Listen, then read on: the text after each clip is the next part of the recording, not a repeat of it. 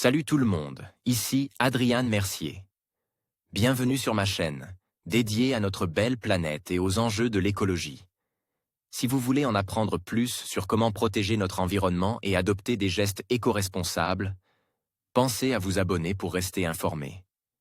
Prêts à explorer ensemble?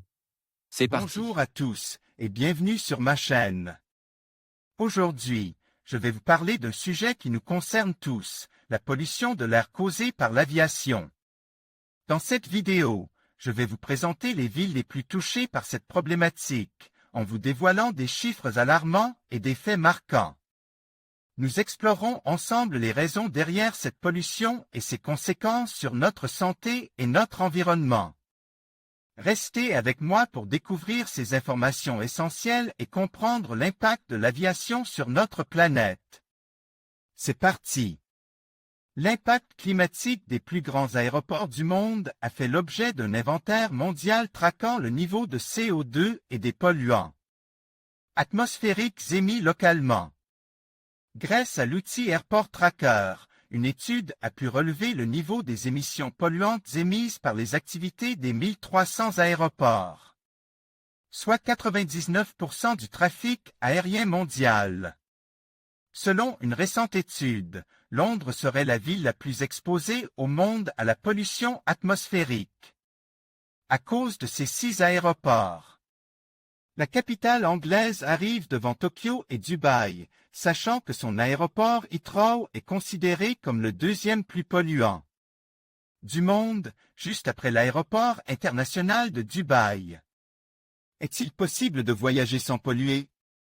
Oui, et on vous en parle dans cet épisode de Jeune Pousse, anime par Thibaut Caudron.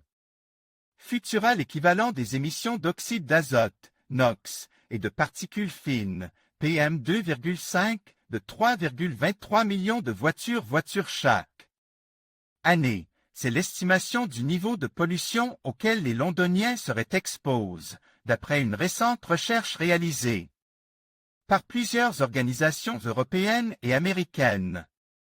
Si l'on en croit le rapport, intitulé Airport Tracker, les deux autres villes les plus polluées à cause de l'aviation sont Tokyo et à Dubaï, où les habitants seraient exposés à l'équivalent de 2,78 millions de voitures émettant des oxydes d'azote et des particules fines chaque année. Parce qu'elle est cernée par 6 aéroports, Londres serait la ville la plus exposée au monde à la pollution atmosphérique. George Clerk, Getty Images aussi polluant que des centrales à charbon. L'aéroport le plus polluant au monde serait celui de Dubaï, Émirats arabes unis. Il est à l'origine de 20,1 millions de tonnes d'émissions de CO2 en un an, soit l'équivalent des émissions de gaz à effet de serre de 5 centrales électriques au charbon, ainsi que de 7531 tonnes de NOx et de 71 tonnes de PM2,5. L'aéroport d'Heathrow arrive en deuxième position pour son impact sur le climat, avec 19,1 millions de tonnes de CO2 par an. L'étude révélait par ailleurs que les 20 plus grands aéroports, pris ensemble, produisent autant d'émissions de carbone que 58 centrales électriques au charbon. À lui seul, l'aéroport Paris-Charles de Gaulle émet 14,2 millions de tonnes de CO2, soit l'équivalent des émissions annuelles de 4 centrales à charbon. Il est le 7e aéroport le plus polluant au monde.